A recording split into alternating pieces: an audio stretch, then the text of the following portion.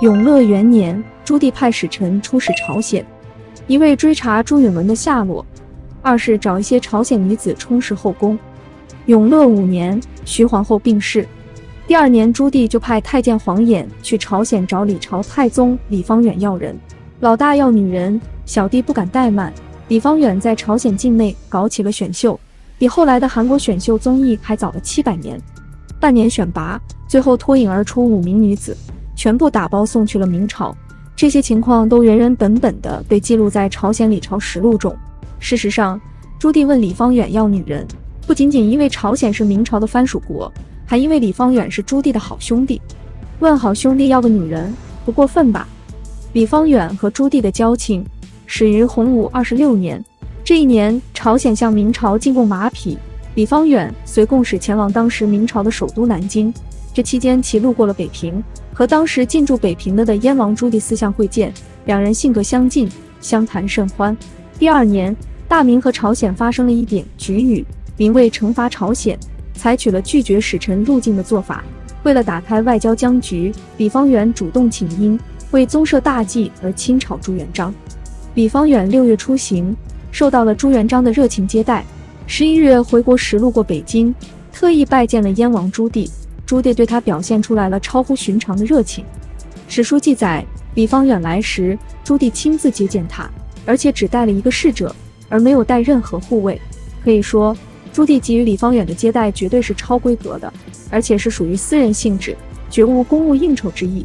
而且这样的私密环境是彼此相互沟通与交流的最好平台。相信这两个野心勃勃的人会面时，一定会有相见恨晚之感。李方远离开北京时，在路上又与燕王朱棣相遇。见到李方远，朱棣特意停驾，亲手拉开马车帘围，与李方远说了好一会儿的悄悄话，这才两人别过。当时这两人到底聊了什么呢？史书只说两人温言良久，相谈甚欢，并未记载详情。但联想到之后发生的事情，真是细思极恐。和大明一样，朝鲜李氏也是一个新生政权。公元1392年，李成桂废掉了高丽公让王，建立了属于一道自己的政治体系，史称李氏王朝。为了摆脱旧王朝势力的挑衅，李成桂将都城从松都迁到了汉阳，现如今首尔。李成桂在历储上也与朱元璋有着惊人相似。李成桂有8个儿子，他在历储的选择上，他不选择有着战功赫赫的李方远，而是将自己最小的儿子，年仅10岁的李方硕立为了世子。李方远在李成桂夺位期间的表现堪称无可挑剔，在篡夺高丽王室的斗争中，他立下了非常大的功劳。然而，这样为自己国家立下汗马功劳的人，可是并没有得到国王的认可，将自己立为继承人。心有不甘的李方远，想必与同样野心勃勃的朱棣有不少共同话题。朝鲜国王李成桂为了能够让李方硕安全地登上王位，将支持李方硕正传道封为辅政大臣。年仅10岁的继承人与手握重权的辅政权臣，这个组合在华夏历史上不算罕见。历史的教训告诉我们，这个组合不出意外的话是要出意外的。公元1398年，李方远买通了皇宫中的一些禁军，带领了自己的一些府兵，冲入皇宫之中。守卫们见到杀气冲天的李方远，根本不敢阻拦。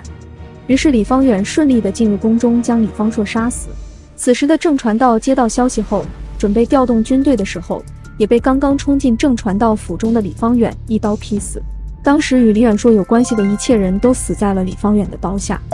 等到李成桂反应过来的时候，他最精明的儿子李方远已经站在了他的面前。李成桂只好对天下人说，郑传道与李方硕预谋谋反，李方远诛杀国贼，起功居首。有意思的是，明朝的太子朱棣和朝鲜的世子李方远都是采用了兵变的方式而取得了本国的地位和王位，而两个人起兵的时间也十分接近，如果称其为巧合则有些牵强。至于李方远与朱棣之间到底谈了哪些方面的内容，鉴于史料的缺乏已不可考。但是可以明确的一点是，这些接触极有可能是朱棣与李方远相互间的政治投资，只不过彼此心照不宣而已。所幸的是，他们都成了这场政治赌博的赢家。朝鲜的政治投资得到了丰厚的回报。1402年，朱棣如愿以偿地登上了皇帝的宝座，朝鲜立即予以表态，予以承认，新登宝位。天下诸侯未有朝者，独朝鲜遣上相敬贺。这使得以篡位之名登临大宝而时刻焦虑其合法性的朱棣心花怒放，立即派出使臣赴朝鲜诏谕中国政局之变。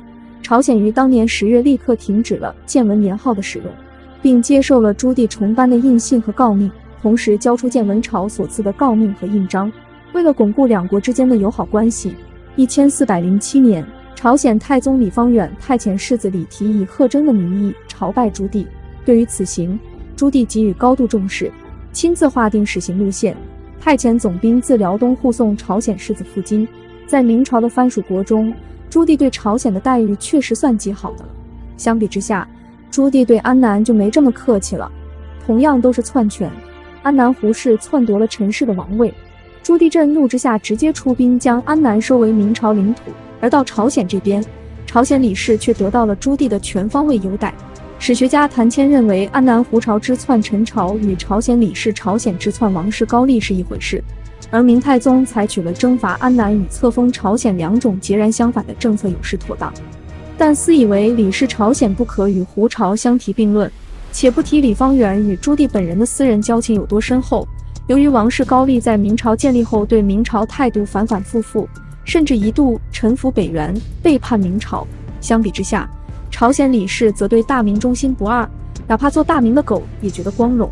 因此朱元璋虽然对朝鲜太祖李成桂篡夺王室高丽颇多责难，但仍旧承认了李成桂的地位，并钦定了朝鲜的国号。而在越南，洪武年间的安南胡氏虽然已经大权独揽，但并未篡位，自然也就不可能得到朱元璋的承认。这对于以恢复洪武旧制自居的朱棣而言，自然有着截然不同的意义。朱棣以篡位登基，为了防止明朝宗室里出现其他藩王造反的情况，他转而更加强调正统性，这也是他对胡氏篡位十分愤怒的原因之一。另一方面，李方远和朱棣早在彼此还未发迹之时便有不错的交情。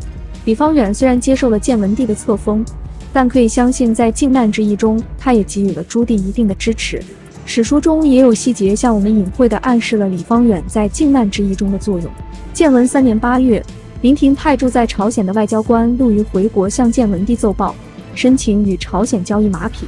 奏书上说，朝鲜是产马之地，我们可以用4帛布绢交换马匹来装备我们的军队。朝鲜，产马之邦也，若以起绢士良马，可以备戎士。此时的靖难之役已经打到第3年，燕王朱棣不仅没像预料中那样投降，甚至愈战愈勇，局势不容乐观。而战马作为宝贵的战争资源，自然受到了朱允炆的重视。朱允炆听了非常高兴，便派遣太仆寺左少卿祝孟宪与陆虞带着起绢和2名兽医前往朝鲜。这场你情我愿的交易进行得很顺利。然而在医马的过程中，在马价问题上却出了一些差错。后来林廷还发现这些马的质量也颇有问题。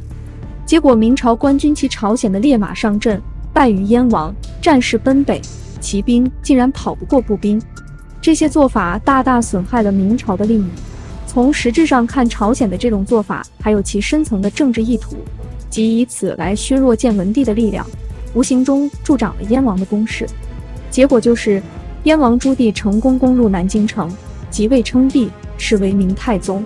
登基后的朱棣也没忘记好兄弟，立即向朝鲜下达诏书，并准备颁发新的诰命和印章。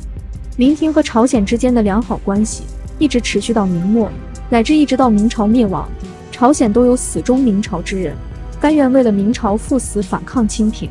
到万历朝，日本在丰臣秀吉的带领下悍然入侵朝鲜，林廷旋即远征朝鲜，援助李氏王朝，此为著名的万历3大征。